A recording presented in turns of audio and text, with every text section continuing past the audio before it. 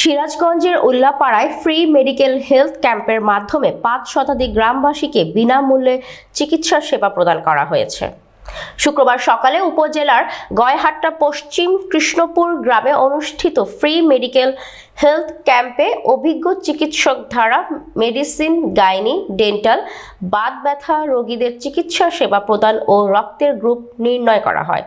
রাজশাহীর জমজম ইসলামিয়া হাসপাতাল ও Jazeera diagnostic সেন্টারের চিকিৎসক ডক্টর মোহাম্মদ আলতাফ হোসেন আয়োজিত ফ্রি মেডিকেল হেলথ ক্যাম্প উদ্বোধনী অনুষ্ঠানে ভার্চুয়ালি বক্তব্য রাখেন আমেরিকা প্রবাসী সমাজসেবক মোহাম্মদ জিলুর রহমান।